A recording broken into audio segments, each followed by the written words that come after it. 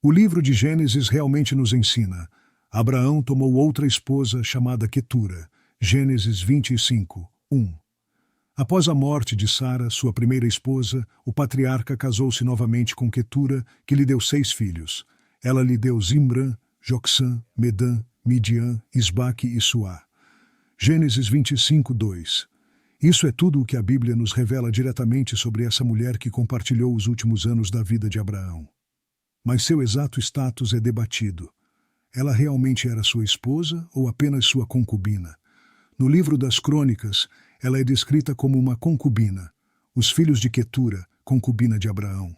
Crônicas 1:32.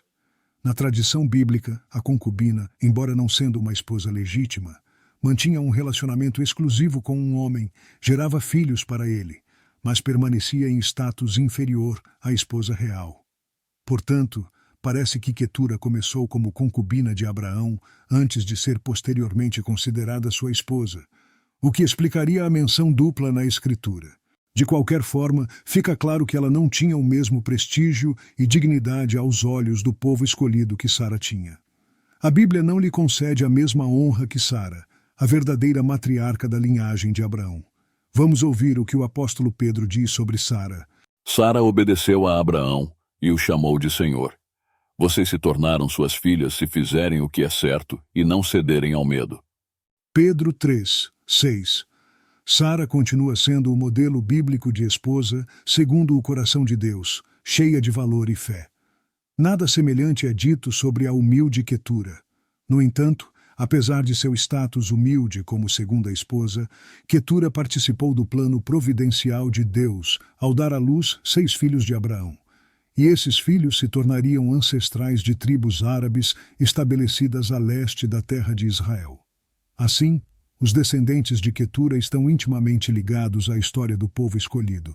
Em particular, a Escritura nos diz que a tribo dos midianitas se originou com o filho Midian, nascido de Quetura. Os filhos de Midian foram Efa, Efer, Enoque, Abida e Eudaá. Todos esses eram descendentes de Quetura. Gênesis 25, 4. Essa tribo dos midianitas teria laços estreitos com Israel, já que Moisés, fugindo do Egito, encontraria refúgio na terra dos midianitas. Moisés fugiu de Faraó e foi viver em Midian, onde se sentou junto a um poço. Êxodo 2:15. Lá ele encontraria Zípora, filha do sacerdote midianita, que se tornaria sua esposa. Portanto, os descendentes de Quetura estão diretamente ligados à história do povo escolhido e aos seus começos. A humilde Quetura nos ensina uma lição importante. No misterioso plano de Deus, cada pessoa tem um papel preciso a desempenhar, por mais modesta que seja sua condição ou habilidades pareçam. Mesmo aqueles que parecem relegados ao fundo da história contribuem para o cumprimento da vontade providencial de Deus. Nada é negligenciável ou secundário aos olhos do Senhor. Vamos ouvir o que o apóstolo Paulo diz. Deus escolheu as coisas loucas do mundo para envergonhar os sábios. Deus escolheu as coisas fracas do mundo para envergonhar as fortes. Deus escolheu as coisas insignificantes do mundo, as desprezadas e as que não são, para reduzir a nada as que são. Coríntios 1:27, 28. Sim, o plano de Deus muitas vezes é realizado através dos pequenos, dos fracos, daqueles que o mundo não vê. Como Quetura acolhendo Abraão e dando à luz os filhos da promessa divina, todos somos chamados a receber com humildade e confiança o papel único que o Senhor deseja nos confiar. Nada acontece por acaso na história da salvação. Todos são preciosos aos olhos de Deus e chamados a servir em seu lugar a vinda do seu reino de amor. Certamente, na imagem de Quetura, às vezes podemos nos sentir relegados ao fundo, ignorados ou subestimados aos olhos dos homens, mas vamos manter nossos olhos fixos em Cristo. Aquele que se fez servo de todos nos revela o valor infinito de cada ato de amor realizado com humildade e entrega de si mesmo. Nada é pequeno quando vivido em união com Ele. Vamos ouvir as palavras de Jesus.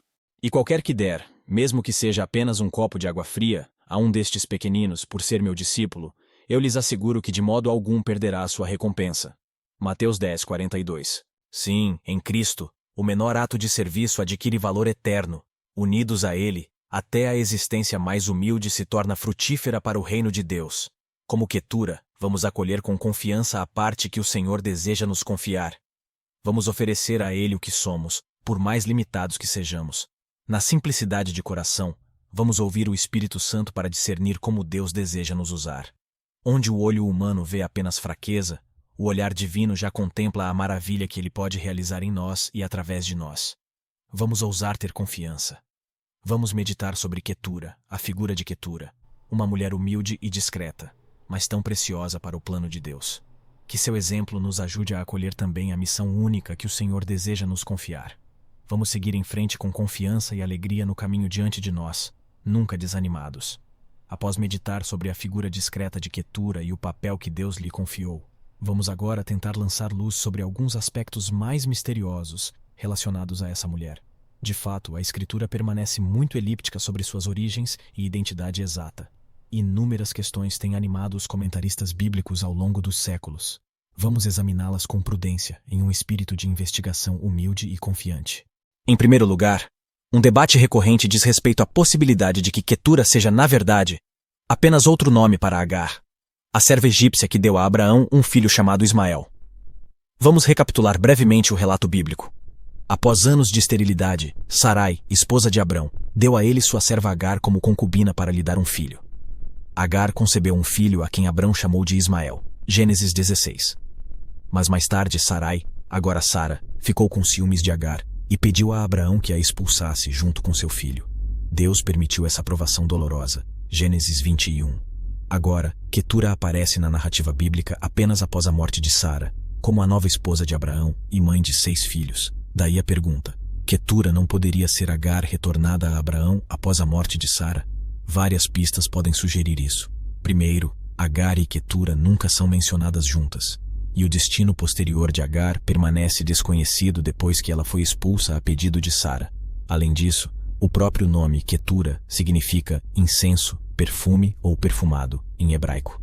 Poderia ser um título honorífico dado a Agar em seu retorno, como recompensa por sua fidelidade.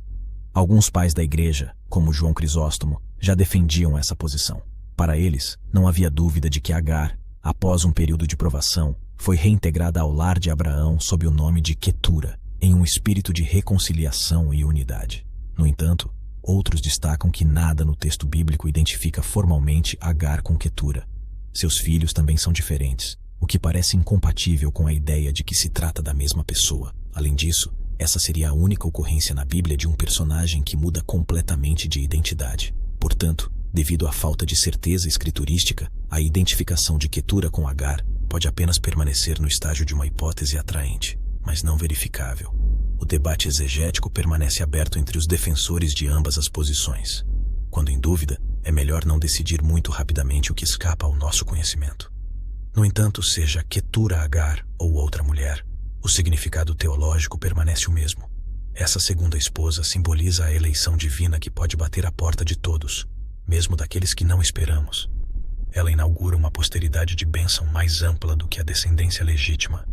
Nesse sentido, sua identidade importa menos do que a promessa que ela carrega. Outro aspecto misterioso sobre Quetura.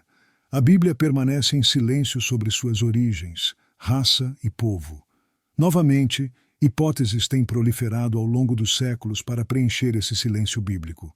Vamos tentar discernir algumas delas, sem esquecer os limites da especulação. Uma primeira pista concebível é que Quetura também veio da região de Canaã, assim como Sara, a primeira esposa de Abraão. Antes de seu chamado, Abrão realmente viveu entre os cananeus. Ele poderia, assim, ter escolhido Quetura desse mesmo povo. Outros pensam em uma origem próxima, mais distinta, como os arameus. Mas outros exegetas preferem uma proveniência do Oriente Médio. Quetura pode ter vindo da Península Arábica, lar de alguns de seus filhos, como os midianitas.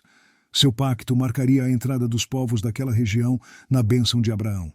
Vários pais da igreja, como Agostinho, acreditam que Quetura pode ter vindo de terras ainda mais distantes, como Etiópia ou o sul do Egito.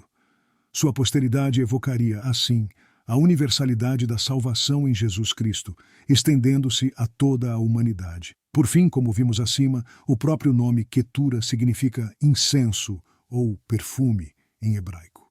Alguns deduzem disso uma origem ligada às regiões produtoras de especiarias, como Arábia ou Iêmen. Mais uma vez, isso permanece no nível da conjectura. Alguns exegetas e teólogos, desde os primeiros séculos cristãos, propuseram a ideia de que Quetura poderia ter sido uma mulher de pele negra, de origem africana. Essa hipótese se baseia, em particular, no fato de que vários dos filhos que Quetura teve com Abraão têm nomes associados na Bíblia a povos do sul, potencialmente negros de pele. Isso ocorre com Midian, ancestral dos midianitas, localizados por alguns no noroeste da Arábia, ligados a populações africanas. Já no século XV, São João Crisóstomo via Quetura como uma etíope, ou seja, uma mulher da Núbia, uma região ao sul do Antigo Egito. Segundo ele, Quetura seria, assim, uma esposa das nações, em oposição à matriarca legítima Sara, do povo escolhido. Mais recentemente, alguns exegetas contemporâneos também associam Quetura aos cusitas, um povo núbio apresentado como de pele negra na Bíblia. Seu pacto com Abraão anunciaria a futura integração das nações africanas na bênção divina. Embora atraente, essa hipótese de uma Quetura negra permanece, no entanto, não verificável e puramente conjectural, pois a Bíblia não fornece informações explícitas sobre a cor de pele de Quetura. Alguns até a criticam como uma projeção anacrônica de categorias raciais modernas sobre um texto antigo. Em qualquer caso, o debate em torno de uma possível origem africana de Quetura mostra que essa figura misteriosa sempre foi associada a uma eleição divina universal, indo além do quadro do povo escolhido para abranger toda a humanidade. No final desta visão geral, devemos admitir que as origens étnicas de Quetura permanecem obscuras, devido à falta de detalhes escriturísticos. Mas o essencial não está em outro lugar. Mais do que uma raça específica, Quetura representa uma eleição divina inesperada, uma graça de integração oferecida além das fronteiras usuais. Sua identidade misteriosa reflete a universalidade da revelação. Assim, a pessoa de Quetura permanece cercada por áreas sombrias que estimularam a reflexão exegética, mas resistem às nossas categorias. É um convite à humildade. A palavra de Deus retém aspectos que escapam ao nosso entendimento. A Escritura não revela todas as suas riquezas de uma só vez. Devemos progredir pacientemente, sem forçar os textos em estruturas pré-concebidas. Portanto, vamos ser cautelosos com teorias arriscadas. Mas vamos também receber esses mistérios bíblicos como um chamado para explorar continuamente os tesouros da revelação. O Espírito Santo gradualmente nos introduz na compreensão da Escritura, se a abordarmos com um coração humilde e dócil. A plena clareza nos será dada na Jerusalém celestial, quando vermos Deus face a face. Enquanto isso, vamos caminhar na luz que nos é oferecida, dando graças.